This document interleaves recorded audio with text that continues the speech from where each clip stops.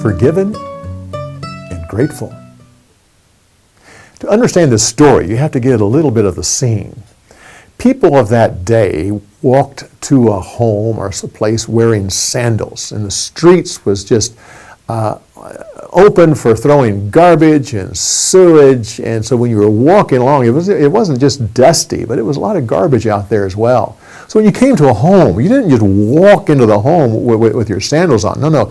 You either outside or just inside a little foyer, you took off your sandals. Then you stepped in, and then water was provided. Now, it could be one of three things. If the host wanted to personally show his deep affection for the guest, he himself would be the servant and wash the feet. That's what Jesus did to the disciples.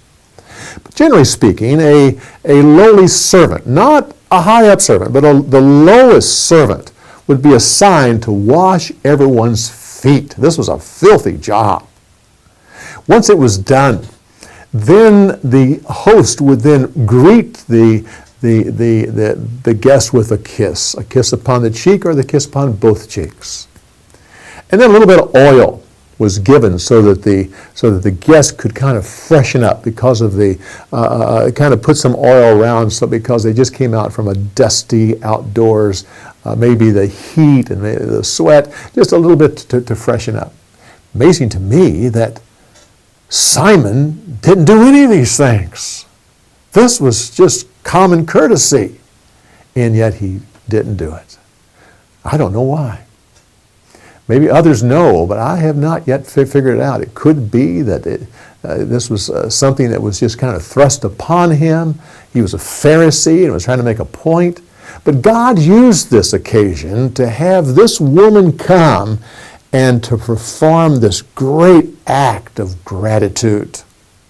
And now you have to understand the setting of the dining room. The room would have a U-shaped table open on one end, and behind the back and the two sides was a dinner bed.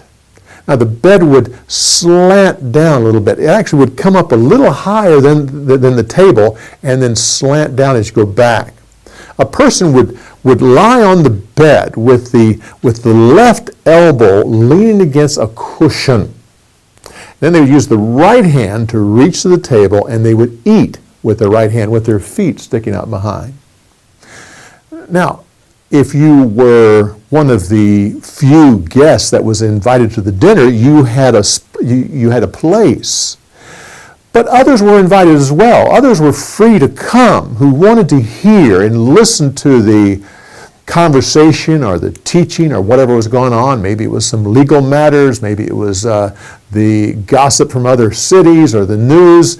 They could come and stand next to the wall and listen. Kind of a public area in that way. That's why this woman could slip in and be standing back there. Now others would probably be looking at her and kind of moving away, but she positioned herself right behind where Jesus was reclined upon the bed.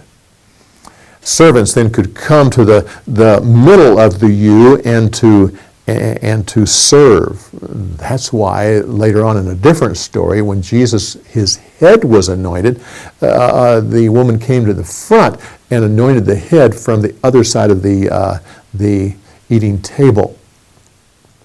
It's interesting that all this deals with the feet. You have to understand, even this day in the Middle East, there's a big issue about the feet because it's a filthy part of the body. Because it's you don't even sit and point your feet towards someone. That is an insult. You see scenes where there would be a picture of someone or a statue, and someone would take their shoe and be hitting it with their shoe. That's an insult. It has to do with the feet. Now, this woman, she was making herself out as she was a lowly slave. And on top of it, she was crying and using her hands and washing his filthy feet with her tears. And then to use her own hair, which was precious to a woman, to use her hair to wipe the feet dry. Then to take some very expensive oil and to anoint the feet. And then of all things, to kiss the feet. This was done when a king was conquered. He was brought before the conquering king, and he had to kneel down and literally kiss the dirty feet of his new Lord now, showing his utter submission, the lowest submission. This woman was kissing his feet. All of this to show an illustration of a person who is so deeply grateful that her sins are forgiven. What a wonderful picture. Well, come back next week when we give you more insights on the story of the week. We'll see you next week.